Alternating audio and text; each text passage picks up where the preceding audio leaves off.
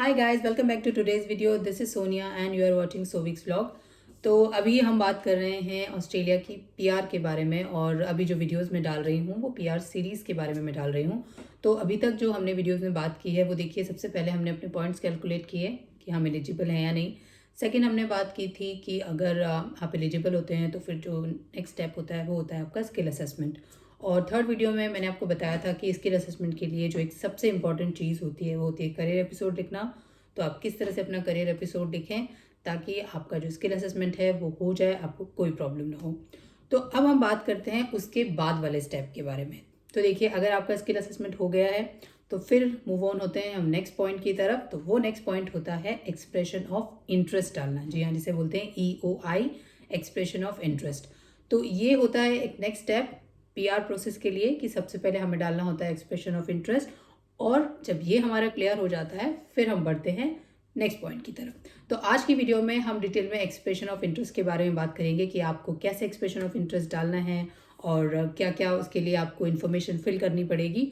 तो ये सारी बातें आज की वीडियो में मैं आपके साथ करने वाली हूँ। सो गाइस, सबसे पहले मैं आपको बता देती हूँ कि हम लोगों ने जो अपनी वीज़ा प्रोसेसिंग की थी, जब हमने पीआर अपनी डाली थी, तो हम लोगों ने अप्लाई किया था 190 के लिए, सब क्लास 190 के लिए। और ये जो 190 होता है, ये होता है स्किल्ड नॉमिनेटेड वीज़ा। और हम लोगों ने अपनी जो पीआर है वो तस्मानिया से डाली थी। हम लोग तस्मानिया में रहते हैं, तो मैं आपको जो प्रोसेस बताने वाली हूँ वो मैं हमारा ही एक्सपीरियंस और हमने क्या क्या किया और यहाँ तस्मानियन गवर्नमेंट किस तरह से प्रोसेस करती है, वही मैं सारा आपको डिटेल बताने वाली हूँ। तो देखिए, कुछ चीज़ें थोड़ा सा स्टेट टू स्टेट वेरी करती हैं और जो आपका वीज़ा टाइप है उस पर डिपेंड करता है। तो वो इन्फॉर्मेशन का लिंक भी मैं आपको दूंगी वेबसाइट का, तो वहाँ पर आप जाकर चेक कर सकते हैं कि क्या है। थोड़ा बहुत स्टेप जो वेरी करेगा। वैसे देखिए, मोस्टली सारे स्टेप्स यही होते हैं। स्किल असेसमेंट के बाद आप एक्सप्रेशन ऑफ इंटरेस्ट डालते हैं और फिर आप फर्दर वीज़ा प्रोसेसिंग करते हैं। EOI आप रजिस्टर करते हैं डिपार्टमेंट ऑफ होम अफेयर्स की वेबसाइट के थ्रू, और उसमें EOI को रजिस्टर करने के लिए, एक्सप्रेशन ऑफ इंटरेस्ट डालने के लिए आप EOI डालते हैं स्किल सेलेक्ट के थ्रू। स्किल सेलेक्ट पर आपको अकाउंट बनाना होता है और अकाउंट बनाने के बाद आप फर्दर प्रोसेसिंग करते हैं, कंप्लीट करते हैं अपना expression of interest.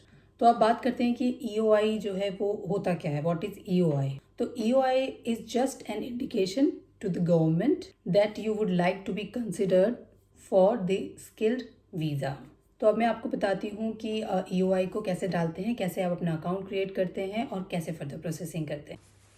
Expression of interest डालने के लिए अगर आप चाहें तो आप गूगल पर भी टाइप कर सकते हैं expression of interest skill select. कुछ भी आप टाइप करेंगे तो आपको डिपार्टमेंट ऑफ होम अफेयर्स की वेबसाइट का लिंक मिल जाएगा। अदरवाइज़ आप सीधा ही डिपार्टमेंट ऑफ होम अफेयर्स की वेबसाइट पे जाइए और वहाँ पर आप स्किल सेलेक्ट टाइप करके सर्च कर सकते हैं। तो ये देखिए, आपको लिंक खोल कर देता है और आपको स्किल सेलेक्ट पर सबसे पहले अपना अकाउंट जो है वो बनाना होता है। तो अकाउंट बनाने के लिए बहुत बेसिक सी आपकी पर्सनल इन्फॉर्मेशन है, आपका नेम, सर नेम, आपकी डेट ऑफ बर्थ और आप किस कंट्री से बिलोंग करते हैं, आपकी जो पासपोर्ट की डिटेल है वो, पासपोर्ट की कंट्री क्या है। तो ये सारी बेसिक इन्फॉर्मेशन आपको अपलोड करनी है अपना अकाउंट बनाने के लिए। और ये फिर आपसे पूछता है, आपकी जो भी इन्फॉर्मेशन है उसको कंफर्म करता है एक बार, एंड देन आपका जो भी आपने आईडी और पासवर्ड सेट किया है आपको वो अपलोड करना है। और कुछ सिक्योरिटी क्वेश्चंस हैं तो वो आप अपने अकॉर्डिंग चूज़ कर सकते हैं, आपको वो यहाँ पर फिल करने हैं। अकाउंट क्रिएट होने के बाद आप फिर से जाइए स्किल सेलेक्ट के पेज पर, मेन पेज पर, और वहाँ पर कीजिए लॉगिन। और जब आप लॉगिन करते हैं तो आपको नेक्स्ट पेज ओपन हो जाता है और वहाँ पर आप अपना जो भी आपका लॉगिन आईडी और पासवर्ड है वो आप टाइप कीजिए, कंडीशंस को एक्सेप्ट कीजिए, एंड देन आपका जो फर्दर प्रोसेसिंग है एक्सप्रेशन ऑफ इंटरेस्ट डालने के लिए वो स्टार्ट हो जाएगी। तो ये आपको कुछ वीज़ा की कैटेगरीज ओपन होती हैं, तो आपका जो भी कैटेगरी ऑफ वीज़ा है वो आप सेलेक्ट करके अपनी एक्सप्रेशन ऑफ इंटरेस्ट की प्रोसेसिंग को स्टार्ट कर सकते हैं।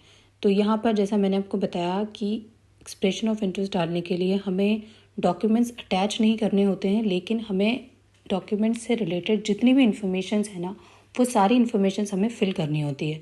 तो यहाँ पर आपको सारी इन्फॉर्मेशन बहुत अच्छे से आप रीड कीजिए एक एक स्टेप को और फिर उसमें आप डालिए। तो यहाँ पर आपको अपनी इन्फॉर्मेशन, अपने पार्टनर की इन्फॉर्मेशन डालनी है, आपका जो भी इंग्लिश लैंग्वेज का टेस्ट है उसकी डिटेल्स आपको डालनी है, आप जिस भी स्टेट से नॉमिनेशन फाइल कर रहे हैं, एक्सप्रेशन ऑफ इंटरेस्ट डाल रहे हैं, वो भी आपको इसमें चूज़ करना पड़ेगा। आपकी जो लोकेशन है, जैसे हमारा लोकेशन तस्मानिया था तो हमने वो चूज़ किया है। तो आप आपकी जो भी स्टेट है वो आप चूज़ करेंगे। तो इसमें सारी इन्फॉर्मेशन आप बस अच्छे से रीड कीजिए और बस भरते जाइए। तो यहाँ देखिए आपको ना अपने आइल्स का स्कोर भी जो है पूरा अच्छे से अपडेट करना है। अगर आपकी जो भी एजुकेशन से रिलेटेड डिटेल्स हैं, आपकी क्वालिफ़िकेशन है ऑस्ट्रेलिया की, आउटसाइड ऑस्ट्रेलिया, वो भी आपको डालना है। स्किल असेसमेंट की डिटेल्स भी आपको डालनी है। तो सारी ही इन्फॉर्मेशन जो है वो आपको इसमें फ़िल करनी है। कोई प्रॉपर डॉक्यूमेंट अटैच नहीं करना है, लेकिन आपको सारी चीज़ें जो हैं वो यहाँ पर अच्छे से फ़िल करनी है। सारी इन्फॉर्मेशन डालने के बाद फाइनल स्टेप में वो आपसे क्वेश्चन करते हैं। एक्चुअली वो लास्ट पेज में आपको दिखा नहीं पा रही हूँ। उसमें क्या होता है कि देयर इज़ ऑप्शन कि आपको एप्लीकेशन सबमिट करनी है या आपको कुछ और अपडेट करना है। तो अगर आपको कुछ अपडेट करना है तो आप अपडेट कर सकते हैं, otherwise you can submit your application. और जब आप अपनी एप्लीकेशन को सबमिट कर देते हैं तो जो भी आपकी डिटेल्स हैं वो सारी वहाँ पर आ जाती हैं, एंड देन वो लिंक आपको मिलता है, उससे आप चाहे तो डाउनलोड भी कर सकते हैं।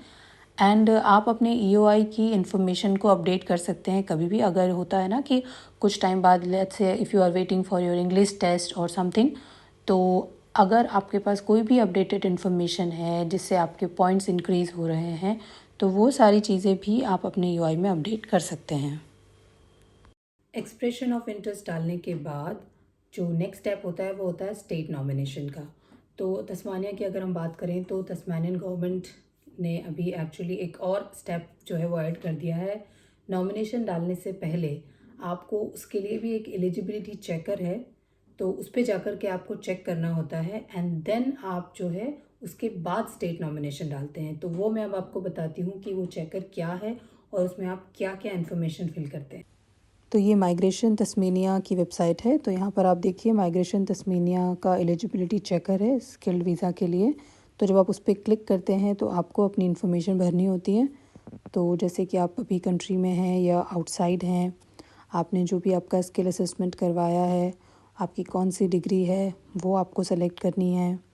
Then press next. तो ये मैं आपको स्टेप बाय स्टेप सारे फॉर्म बता रही हूँ। एंड जो भी आपकी स्टडी है वो क्या स्टडी थी वो आपको भरनी है, कितना उसका ड्यूरेशन था स्टडी का वो आपको यहाँ पर फिल करना है। तो जो भी एक्चुअली आपकी स्टडी से रिलेटेड इन्फॉर्मेशन है वो सब यहाँ पर आएगी। और किस टाइप की एंगेजमेंट आपकी स्टडी के ड्यूरेशन में आपकी थी वो आपको डालना है। आप किस स्टेट में रहे हैं, क्या वो रीजनल स्टेट है या नहीं, वो आपको मेंशन करना है। तो इन सारी डिटेल से देखिए यहाँ पर हमें मिला है एक ऑरेंज पास। तो ऑरेंज पास का नीचे मतलब लिखा हुआ है that we are welcome to register our interest for the nomination. तो अब आप फर्दर प्रोसेसिंग कीजिए एंड देन और आपकी जो इन्फॉर्मेशन है वो कीजिए कि अगर आपका जो भी एक्सपीरियंस है वो किस टाइप का है वो डालिए। तो जब हमने अपना डाला तो हमें एक गोल्ड पास भी मिल गया। तो इस एलिजिबिलिटी चेकर में आपने देखा ना कि हमारे अलग अलग कैटेगरीज़ के पासेस हमें मिलते हैं। हमें गोल्ड पास मिलता है, ग्रीन पास मिलता है, ऑरेंज पास या फिर रेड पास। ठीक है, रेड पास है तो मतलब ये कि आप नॉमिनेशन नहीं फाइल कर सकते हैं और आपके पास एटलीस्ट एक गोल्ड पास होना चाहिए। So for the next step we have to register our interest and request for the invitation. ROI डालने के लिए हमें रिक्वेस्ट फॉर इन्विटेशन का फॉर्म है उसे फिल करना होता है, और जब वो इनविटेशन हमें आ जाता है, अगर वो एक्सेप्ट हो जाता है फॉर्म हमारा और इनविटेशन हमें मिल जाता है, फिर हम डालते हैं स्टेट नॉमिनेशन। और देखिए ROI फिल करते टाइम भी ध्यान रखना होता है क्योंकि आप मल्टीपल ROIs नहीं डाल सकते हैं और न ही आप अपने ROI को अमेंड कर सकते हैं। तो केयरफुली ही आपको अपना ROI जो है वो सबमिट करना होता है। तो अब मैं आपको दिखाती हूँ कि आपको ROI जो है वो कैसे डालना है। Now here is the form request for invitation. तो जब आप इस पर क्लिक करेंगे तो ये आपसे पूछेगा कि आप अपनी एप्लीकेशन खुद कर रहे हैं या किसी एजेंट के थ्रू कर रहे हैं। तो गेटवे भी आप चूज़ कर सकते हैं। अगर आपने एजेंट के थ्रू किया है तो ठीक है, और अगर आप खुद कर रहे हैं तो आप वो भी सेलेक्ट कर दीजिए। Then go to the next page और आप बस इसमें डिटेल फिल कीजिए। जैसे एलिजिबिलिटी चेकर में आपको गोल्ड पास मिला है, ग्रीन पास मिला है, ऑरेंज, तो वो यहाँ डालिए। अपना जो भी डिटेल है वो आपको यहाँ पर डालनी है। बेसिक डिटेल्स हैं सारी, आपकी स्टेट, आपका एड्रेस, आपका EOI नंबर आपको डालना है। जब आपने फिल किया था तो आपको एक नंबर मिलता है, वो आपको डालना है। आपकी EOI की डेट क्या थी वो आपको मेंशन करना है। तो ये सारी इन्फॉर्मेशन आपको यहाँ पे स्टेप बाय स्टेप फिल करनी है। एक्सप्रेशन ऑफ इंटरेस्ट और ROI दोनों फ्री हैं, आपको इनके लिए कोई भी चार्ज, कोई भी फ़ी किसी भी गवर्नमेंट को पे नहीं करनी पड़ती है। स्टेट नॉमिनेशन के बारे में बात करेंगे हम नेक्स्ट वाली वीडियो में, और वो कैसे करते हैं स्टेट नॉमिनेशन, क्या-क्या डॉक्यूमेंटेशन उसके लिए प्रिपेयर करने होते हैं। स्टेट नॉमिनेशन के लिए बहुत सारे डॉक्यूमेंट्स प्रिपेयर करने होते हैं, बहुत बड़ी फाइल आपकी बनती है। तो इन सब के बारे में बात करेंगे हम अगली वीडियो में। तब तक के लिए bye bye, take care, thanks for watching.